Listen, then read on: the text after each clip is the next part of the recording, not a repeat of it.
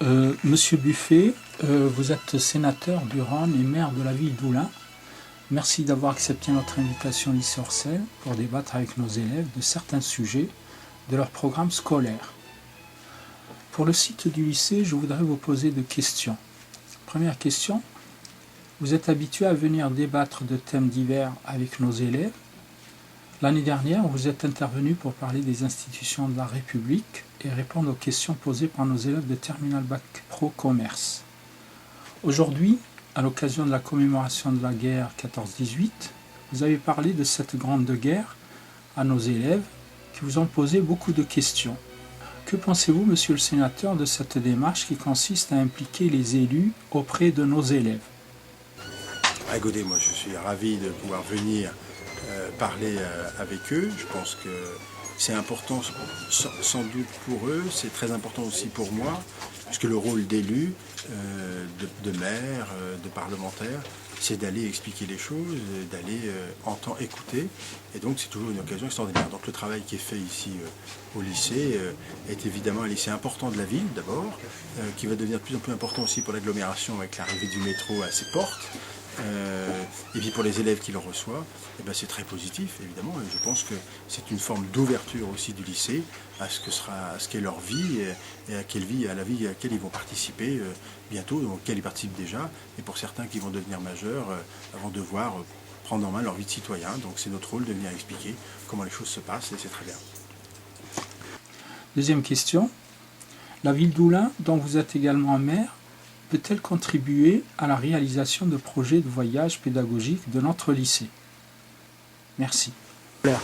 En principe, jusqu'à maintenant, on s'était un peu engagé, on va le faire un peu plus, parce qu'on pense qu'effectivement, alors avec un certain nombre de critères, qu'il est utile que l'on puisse aider les lycées et comme le vôtre, pour pouvoir mener des projets pédagogiques. On est vraiment dans cette logique-là, donc c'est important que la collectivité publique puisse aider, bien sûr.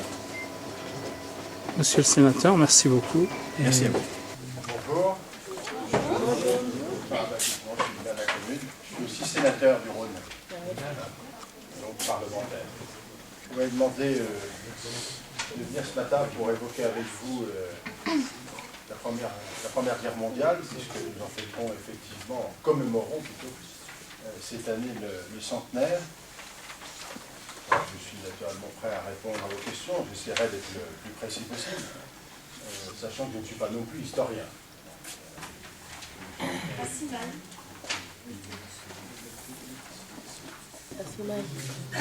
C'est vous? Ah bien. Parlez fort parce qu'il faut que vos collègues vous entendent. Marquez par la question, sous les yeux. 100 ans plus tard, pourquoi parle encore de la Première Guerre mondiale? On parle encore de cette première guerre parce que pour la France, mais pour le monde aussi, et surtout pour nous, ça reste ce qu'on appelle la Grande Guerre. Parce que c'est celle qui a été la première guerre des temps modernes,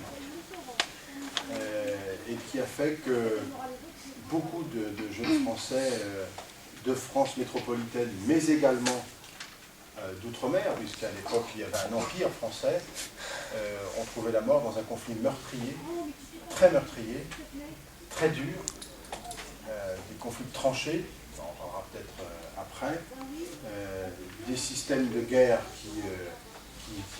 qui apparaissaient, notamment tous les systèmes liés au gaz, ce qu'on appelle gaz moutarde. Vous avez peut-être entendu dire que des soldats étaient morts de ça. C'est un gaz très très dangereux, un mortel, qui sentait la moutarde, d'où son nom, qui a été utilisé à ce moment-là. Des combats très durs, des bombardements extrêmes, une guerre de position, c'est pas une guerre de mouvement. Et donc, dans tous les villages de France, il y a eu de nombreux morts, et des familles ont été totalement disséminées. C'est pratiquement plus d'1,5 million de morts en France, uniquement sur la France métropolitaine. Et donc, c'est pour ça que c'est très marqué. Et toutes les familles françaises, toutes sans exception, ont été touchées par la Première Guerre mondiale. Donc on a, vous peut-être un arrière-grand-père, mais moi par exemple, mon grand-père a été engagé dans la Première Guerre mondiale, il a eu la chance de pouvoir revenir. Mais dans toutes les familles françaises, il y a un aïeul qui a fait la Première Guerre mondiale. Donc c'est très très très très fort, très marquant. Et puis aussi, c'est dans la mémoire collective, très important parce que ça a été aussi une guerre de revanche, on en parlera peut-être, à savoir que nous avions perdu, la France avait perdu la guerre de 1870, c'est hyper loin, mais on avait perdu l'Alsace et la Lorraine. Donc le département de l'Alsace, aujourd'hui en France, était devenu allemand. Et au début du XXe siècle, donc en 1914, au moment où la guerre éclate, il y a eu un souci de revanche très très fort, et on voulait reprendre l'Alsace et la Lorraine, donc toute la France s'est engagée là-dedans. Mais c'est surtout parce que, d'abord, toutes les familles françaises ont été touchées.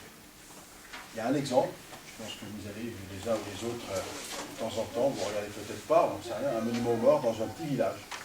Arrêtez-vous quand vous baladez dans un petit village, et vous allez au monument aux morts, et vous regardez la liste des gens qui sont inscrits sur le monument aux morts dans ces petits villages. Posséder qu'un génie militaire aujourd'hui accepterait dangereux car Angéra Empoli pendant 4 ans dans les transports. Je pense que oui. Évidemment, les circonstances aujourd'hui ne sont plus les mêmes circonstances de combat parce que les techniques de guerre, les techniques de combat ont changé, évidemment. Entre un poilu de 14 qui était dans sa tranchée avec à 15 mètres de lui la ligne de front au milieu des barbelés et puis il voyait passer les obus au-dessus de sa tête et de temps en temps il montait au feu à baïonnette au canon et la guerre d'aujourd'hui qui est une guerre de mouvement, qui est devenue une guerre technologique où on est capable d'envoyer un missile, je ne sais pas, peut-être d'un bateau, d'un porte-avions en plein milieu d'un océan pour atteindre une cible à 30, 50, 200, 300 km ou plus. Donc on a des guerres à distance, les circonstances ne sont pas les mêmes. Mais pour les hommes qui sont engagés au combat de proximité, parce qu'on ne fait pas ça à distance, ce n'est pas un jeu vidéo, évidemment, ça reste quand même extrêmement dur. Et si un jour vous avez l'occasion d'interroger un militaire de carrière ou quelqu'un qui a été engagé, comme on dit, au feu, il vous expliquera ou il vous dira, peut-être, c'est pas sûr. Parce que les gens sont très publics en général, il vous dira que c'est pas facile. Mais la volonté, parce que l'engagement il tient aussi à la volonté de servir à une sorte d'idéal. On ne fait pas la guerre pour le plaisir de faire la guerre. On fait la guerre parce qu'on veut regagner sa liberté, parce qu'on a été agressé, parce qu'on veut défendre une certaine forme d'idéal. Donc les gens qui partent, qui mènent des combats, notamment des soldats français aujourd'hui sous mandat de l'ONU, quand on fait une opération au Mali il y a 1 an, par exemple, on y va sous mandat de l'ONU, les gens s'engagent parce qu'ils veulent combattre pour un idéal. Donc il y a cette volonté-là qui porte, mais les circonstances de guerre sont toujours des circonstances difficiles, quoi qu'il en soit, mais celle des 14 était particulière. Citoyenneté et patriotisme, pensez-vous que l'on doit mourir pour ce pays? Moi je pense que si les circonstances l'amènent, oui. Parce que nous qui sommes ici très tranquilles ce matin à 8h30 au lycée, en train de parler, d'échanger, d'être dans un pays qui est libre. Parce qu'on est dans un pays qui est libre. C'est aussi parce que à d'autres époques, se sont engagés, ont combattu, se sont parfois fait tuer, pour défendre cette liberté-là. Quand dans votre pays, il y a des menaces fortes sur la liberté, sur ce en quoi vous croyez, eh bien, et qu'il faut le défendre parce que c'est le dernier moyen qui reste, je crois que c'est le recours systématique, je pense que les gens s'engagent aussi pour défendre ça, et que ça peut aller jusqu'au sacrifice de sa vie. Un militaire qui s'engage aujourd'hui, quelqu'un qui choisit la carrière militaire, d'entre vous, ou une d'entre vous, beaucoup de femmes maintenant dans l'armée, qui déciderait de faire une carrière militaire, c'est pas simplement pour le plaisir de faire des voyages et de tenir un FAMAS entre les mains. C'est un FAMAS pour les Moselle, c'est un fusil d'assaut. Donc c'est l'arme des soldats français. Ils savent qu'à un moment, ils peuvent être engagés à n'importe quel moment sur une opération et qu'à n'importe quel moment, leur vie est engagée. Donc je pense que oui. Alors est-ce qu'il ne faut pas confondre, il y a des choses qu'il ne faut pas confondre. C'est-à-dire qu'être patriote, c'est aimer son pays, c'est vouloir le servir. Être citoyen, c'est être responsable. On est responsable de notre vie collective, de notre vie ensemble. pour notre propre liberté à nous. Donc si celle-ci était vraiment en danger pour nous, ben, on serait bien obligé de faire la même chose pour vous-même et pour vos enfants demain, voilà, quand on sera engagé dans une vie d'adulte. Y avait-il des poilus sur la commune du Nord? Alors, bon, évidemment, aujourd'hui, merci, aujourd'hui, il n'y en a plus, hein, puisqu'il n'y a plus de soldats de 14 qui sont encore en vie. Le dernier était Ponticelli, qui est décédé il y a 2 ans maintenant, qui était d'origine italienne et qui était le dernier poilu vraiment. En revanche, il y a eu dans les familles aulinoises, tout le monde a eu quelqu'un de sa famille qui a participé à la Première Guerre mondiale. Je vous disais tout à l'heure mon grand-père, qui était cheminot à la SNCF à Oulin, il avait fait la Première Guerre mondiale pendant de 14 à 1918, pendant 4 ans. Il avait eu la chance, à l'époque, c'est une plaisanterie. À l'époque, le service militaire durait 3 ans, ou 2 ans. Il avait été appelé en 1911, 12-13, c'est ça. Il avait été appelé en 1911 pour faire son service militaire, qui durait 3 ans, et il a enchaîné sur la guerre. Donc, et alors, est-ce qu'il était un poilu? Oui, il était un poilu. Vous savez pourquoi on dit un poilu de 14? Est-ce que c'est pourquoi on les appelle des poilus? Comment? C'est parce qu'il ne pouvait pas se trager dans la tranchée. C'est vrai, mais c'est pas ça, parce qu'ils étaient très propres. En fait, ils s'entretenaient beaucoup. Bah, c'est les anciens combattants. Ouais. Bah, On disait qu'à l'époque, dire que ce type-là était un poilu, c'est un type courageux. Donc c'était ça la signification. Des épreuves terribles, hein. C'est une guerre très très dure. Vous avez déjà regardé, vu des expos où vous avez profité cette année? ah, bon, on regarde à la télé. Oui, la télé. Les gueules cassées, par exemple. Les gueules cassées, vous savez ce que c'est? Ouais, bah, oui. Les gars qui étaient défigurés par les bombardements, qui sont rendus de la guerre dans des états absolument abominables, qui commettent la violence de cette guerre. Reconnu en tant qu'ancien combattant, le nom de ces combattants figure-t-il sur les plaques commémoratives d'honneur de Renard de France? Oui, oui, alors, à l'époque, la France était ce qu'on appelle un empire, puisqu'elle avait des colonies, hein, notamment en Afrique principalement, mais pas seulement. Et donc, pendant cette Première Guerre mondiale, l'ensemble des personnes, des jeunes hommes ont été engagés. Ils étaient à la fois de métropole, mais aussi venant des colonies. Donc, il y avait les tirailleurs sénégalais, par exemple, hein, qui n'étaient pas tous sénégalais, c'était bien plus large. Mais il y avait aussi des spahis, marocains, tunisiens, il y avait aussi, et algériens, bien sûr. Donc, tous ces territoires qui étaient à l'époque sous la responsabilité de la France, eh bien, les gens sont partis au combat et ont été envoyés au combat. Donc évidemment qu'ils ce sont des anciens combattants, bien sûr. Donc ils ont cette qualité-là d'anciens combattants au vrai sens du terme, hein. Il n'y a pas de doute. Et ils figurent sur les monuments aux morts des communes où ils appartenaient, évidemment, ou dans des lieux de commémoration. Pour vous donner un exemple, ça c'est un peu anecdotique, il y a quelques années, je suis allé en Côte. Et là, j'étais reçu par le président de la République de l'époque, et il y a des gens ce qu'ils appellent là-bas les sages, voulaient qu'on les reçoive, donc je les avais reçus. Et c'était tous des gens qui avaient servi pendant la Seconde Guerre mondiale, pour la grande partie d'entre eux, qui portaient tous au col de leur veste, enfin au revers de leur veste, la Légion d'honneur. Tous. Monsieur, Oui. c'est quoi la croix de guerre? C'est une distinction qui est donnée à ceux qui ont combattu, et en particulier qui ont combattu dans les grandes guerres. C'est une reconnaissance extrêmement importante. Quand vous êtes titulaire de la croix de guerre, c'est quand même une citation, c'est une distinction, une décoration, une des plus importantes. Pourquoi, à l'époque, ils les envoyaient au front? Bah souvent, en fait, les tirailleurs, ils étaient plus au front. À cette époque, tout le monde y est allé. Hein.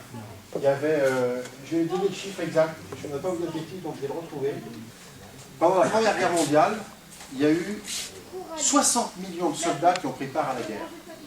60 millions. C'est l'équivalent aujourd'hui de la population française. Le dernier recensement, on est 66 millions en France. Et vous imaginez que pendant cette Première Guerre mondiale, toute la population d'aujourd'hui de la France a été engagée dans le combat. il y a eu 9 millions de personnes qui sont mortes. 9 millions, 6 000 morts par jour. 6 000 morts par jour. Environ 20 millions ont été blessés. 1,4 million sont morts en France, de Français sont morts, soit 10% de la population masculine à l'époque. C'est veut dire qu'il y a une génération qui a été quasiment passée par perte et profit. Alors après les origines, sur la question que vous posez, ça venait de partout. Ça venait de partout. De France métropolitaine, mais aussi des pays d'Afrique subsaharienne où la France était présente, d'Afrique du Nord, de partout. Y a-t-il eu des plantes de guerre à Oula, de la Première Guerre ou de la Seconde Guerre? Non, pas spécialement de plantes en particulier à Oula. Il y a eu en réalité à Oula pendant la Première Guerre mondiale, ici, il n'y a pas eu de combat à Oula. Hein, il n'y a pas eu de combat puisque ça se passait dans le nord-est de la France, tout le secteur de l'Alsace, toute la Marne, tout avec la Marne, tout ce secteur-là. Donc il n'y a pas eu de combat à Oula en 1914. Donc il n'y a pas eu de plante particulière. En revanche, deux endroits ont servi d'hôpital. C'était le lycée Saint-Thomas d'Aquin et puis également les Chassagne, l'établissement des Chassagne. Le lycée des Chassagne qui est limite la Mulatière et Saint-Thomas d'Aquin ont servi d'hôpitaux. En revanche, pendant la Deuxième Guerre mondiale, il y a eu quelques événements ici, et surtout au moment de la Libération, où là, des forces allemandes qui étaient stationnées sur Sainte-Foy-les-Lyons bombardaient la ville, et notamment essayaient de toucher toute la zone ferroviaire, etc. Quels sont les lieux des mémoires sur Roulin, en Rhône-Alpes et en France pour commémorer cette guerre? Plaques, musées, archives. Donc la question c'est quels sont les lieux de mémoire sur Roulin, en Rhône-Alpes et en France? Alors évidemment que, en ce qui concerne la Première Guerre mondiale, le lieu majeur, il faut aller à Verdun ou à Daumont. Et là, vous verrez les lieux où on vit, enfin, les endroits, l'endroit même où s'est déclenchée cette guerre et où s'est exécutée cette guerre. Après, en lieu de commémoration, il y en a dans toutes les communes. Dans toutes les communes de France, il y a un monument aux morts sur lequel sont notés le nom de ceux qui ont perdu la vie au combat. Dans toutes les communes de France. En 2001, à l'époque, aujourd'hui c'est un manque de citoyenneté. Quand on déserte l'armée en France, quelles sont les sanctions en cours? Alors,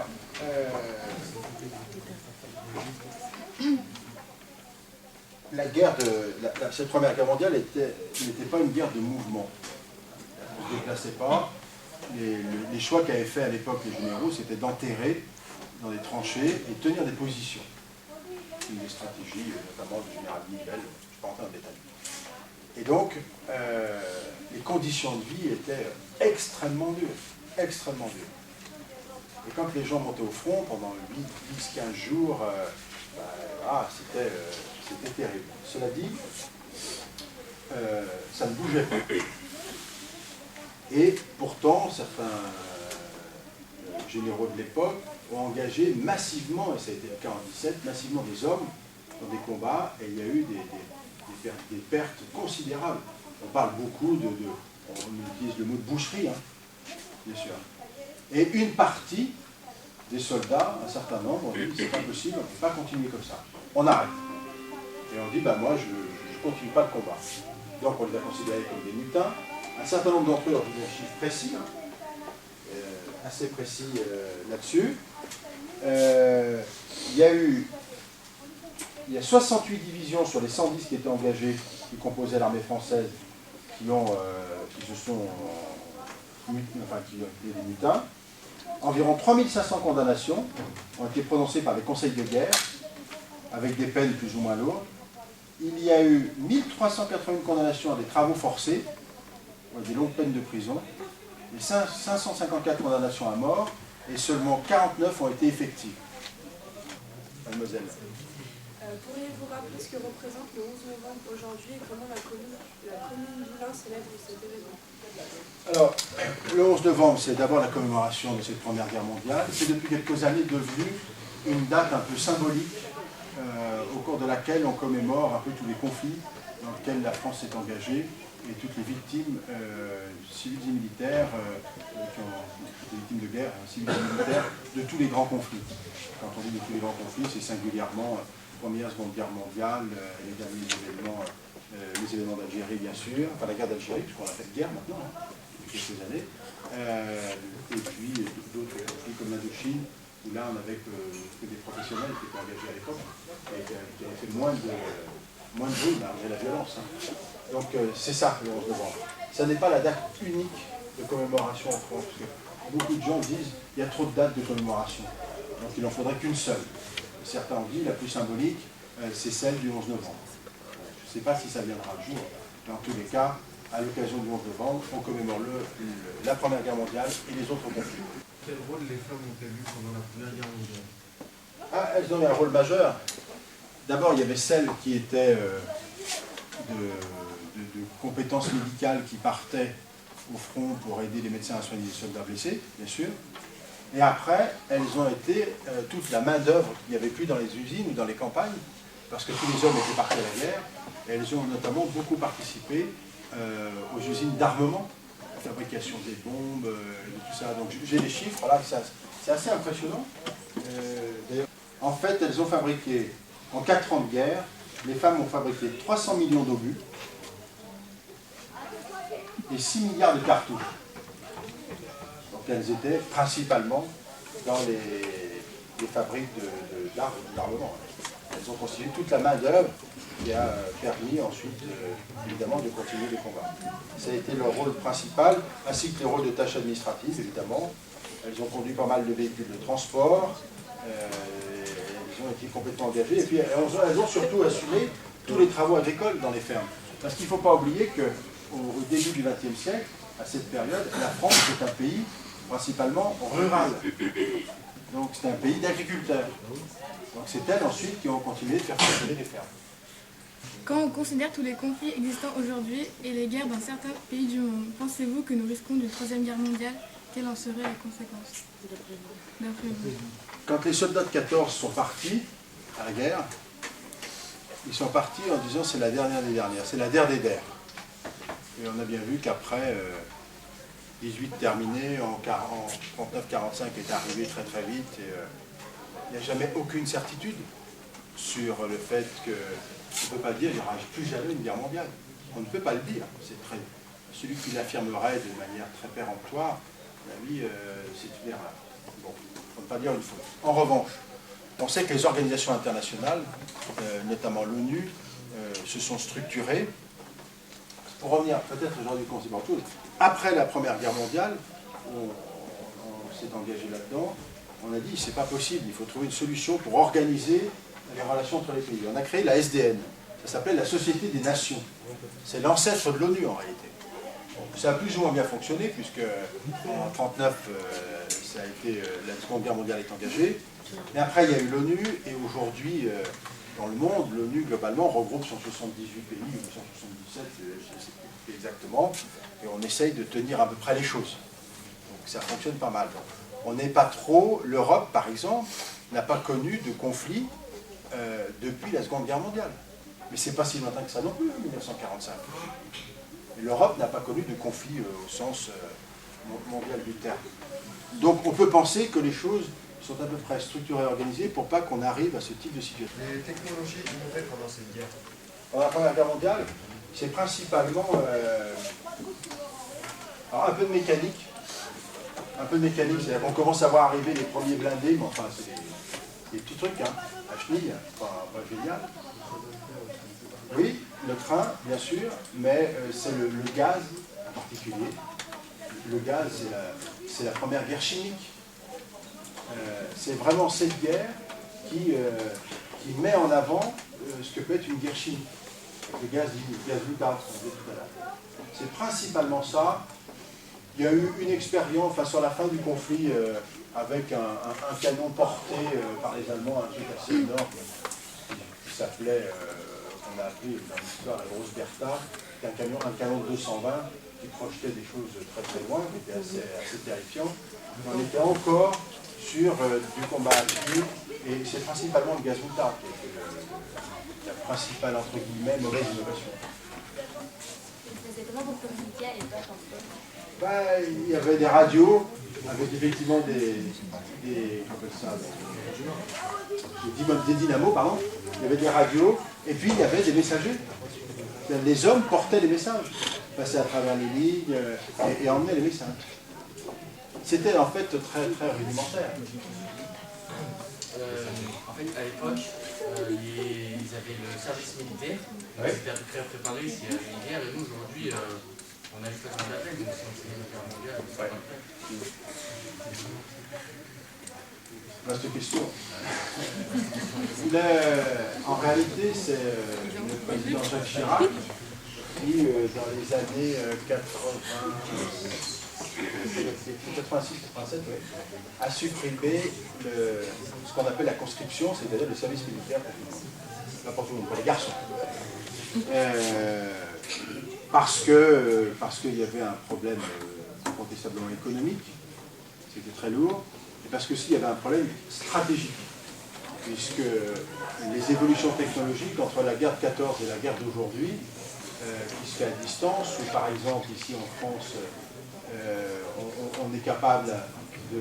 Enfin, tout engagé, enfin tout militaire aujourd'hui qui est engagé, est avant tout un technicien.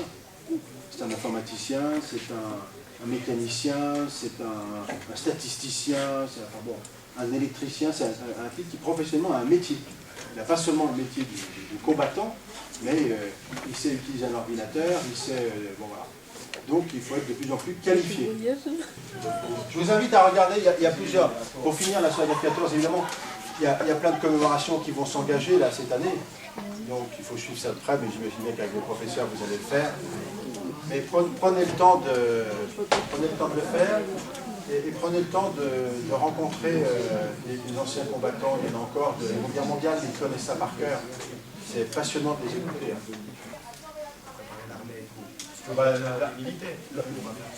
Notre armée de professionnels est parfaitement organisée. Il y a une partie de réservistes, d'anciens militaires ou de civils qui sont organisés aussi.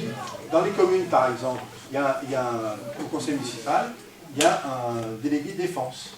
Donc c'est un élu qui est en charge, en relation avec le préfet et également le gouverneur militaire. En cas de problème, il aura les instructions pour qu'on organise les choses sur la ligne.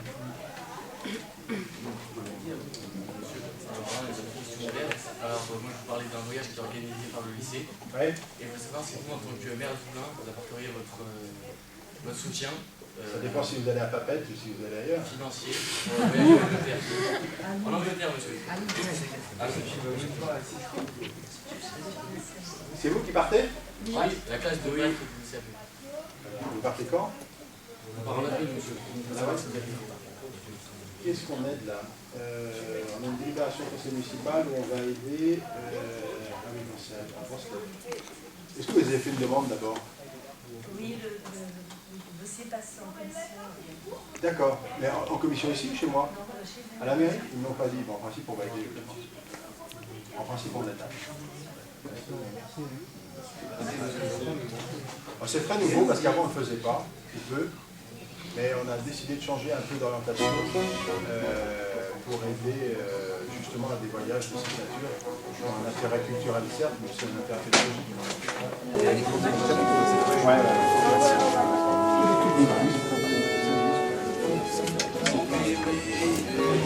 Terminal corps, terminal corps,